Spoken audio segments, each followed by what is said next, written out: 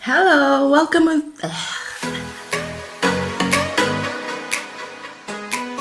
Hello, welcome to my YouTube channel. Today is April 1, so marami ngayon nagkalat sa social media na April Fool's Day, but yeah, di niyo ako maluloko. So, kakatapos ko lang sa work, this morning shift, mamaya may work ulit ako mamayang gabi. So, maganda yung weather today, kaya I plan to practice my marathon, yeah. Kasi last February 3, I had the 8-kilometer run. Tapos after noon, nakapag-practice na ako ng February 25, tapos 5 kilometer lang.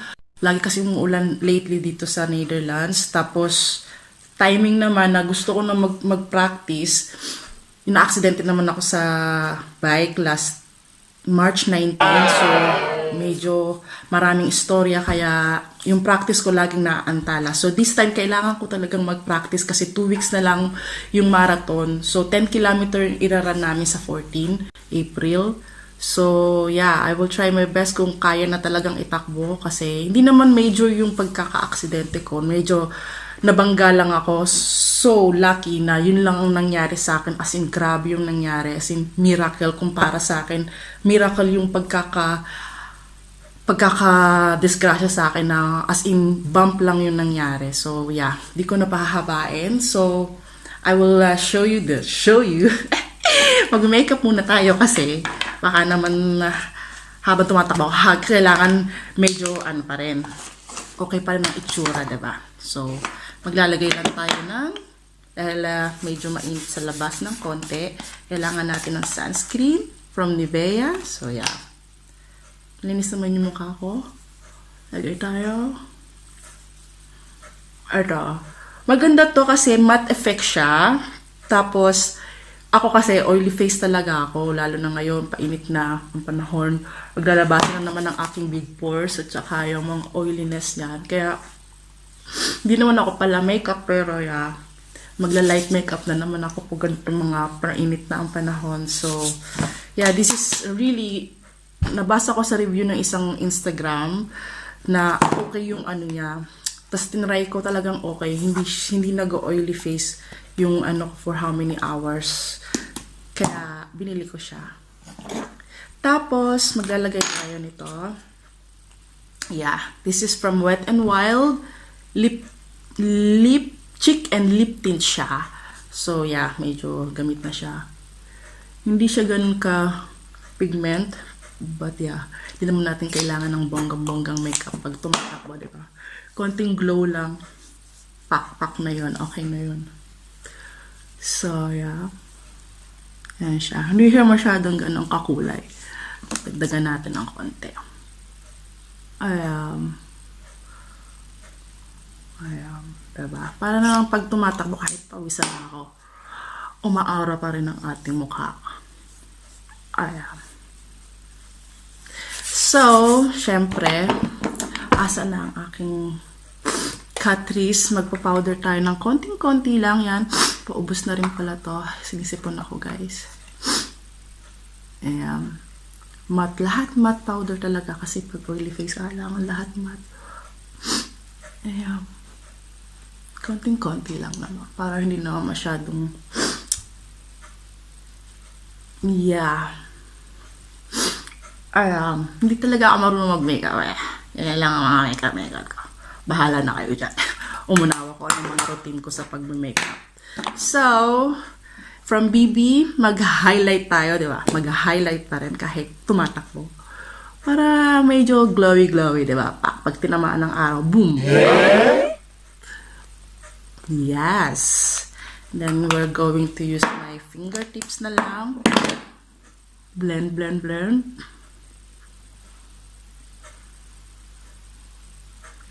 Diba? Wala naman nabago sa itsura. Ayan pa na itsura natin. Kahit nakapag konting makeup, ganun pa rin ang pagbumukha ko. So, and I'm going to use this Super Stay color from Maybelline. Ito, may nagsuggest lang sa akin ito, mga katrabaho ko. Okay naman siya kasi Ano bang kailangan nito? Unahin ko muna ba ang... no. Unahin ko pala muna to. Parang first time ginamit, no? Ito daw muna gagamitin natin. Ayan. Ayan, diba?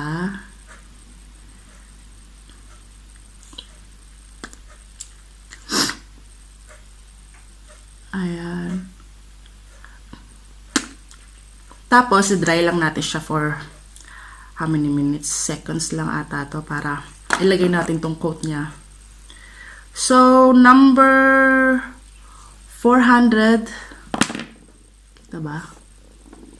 Ayan. Basahin ko na lang. 483 non-stop orange yung shade niya. Ayan siya. Ayan.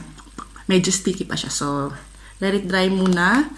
Ayan. So, yung kilay ko, bushy-bushy talaga siya. So, di ko na siya kagalawin kasi magraran lang naman ako. So, ayan. Medyo okay na. Lagyan na natin siya nito. For coating siya. Para mag-stay doon ng 24 hours. Ayan. So, ayan na yung makeup ko. May nagbago ba? Wala naman, diba? So, dahil ako'y nagtrabaho, I need this. Yeah. I always have this. Mga hand cream kasi laging kamay ko yung ginagamit ko for trabaho. So, paubos na siya. I need to buy new one from Crowdbud. Yeah, marami akong stock ng mga iba't ibang klase. Kasi, kailangan natin alagaan ang ating kamay. Kasi para pag may nakipag-shake hands naman, di naman akala nila bato o ano ba yung sandpaper yung pinaghawakan nila sa kamay ko. So, I also have this. Kasi 10 kilometer ang itatry ko ngayon. Sana makuha ko 10 kilometer. Pag sinipag pa ako tumakbo. Kasi ang tagal kong di nakatakbo for sure. Maninibago yung katawan ko. So, I have this because it's shiny. Yeah. Tapos, gusto ko kasi nagsisounds ako pag tumatakbo para hindi boring. Kasi diba ang haba nun? 1 hour kasi almost kung talagang kakayanin ko ng 1 hour lang 10 kilometer. So, para hindi ako maboring, mag-on lang ako na Spotify mamaya. So, then, before ako mag-run, mag-warm up muna ako kasi baka mamaya manakit yung katawan ko. So, I will show you mga warm up routines ko rin.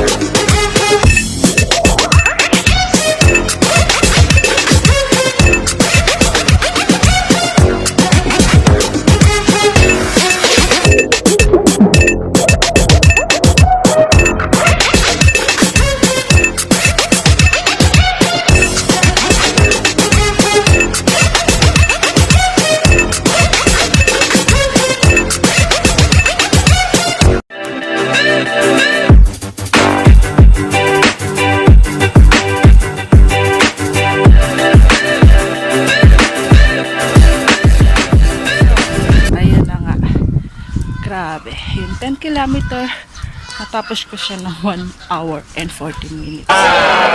So, yeah. Super failed run. Talagang lakad na ko lang yung ginagawa ko kasi, syempre, naninibago ako. Wala akong cardio for how long? For 1 month. More than 1 month, I think. So, kaya yun. Kaya, I'm so sad. Pero yeah, we will try kung sa Wednesday makaka-run ulit ako. So, sana medyo pumilis na ako. So, ayun lang. Thank you for watching and see you in my next one. Bye! And don't forget to subscribe.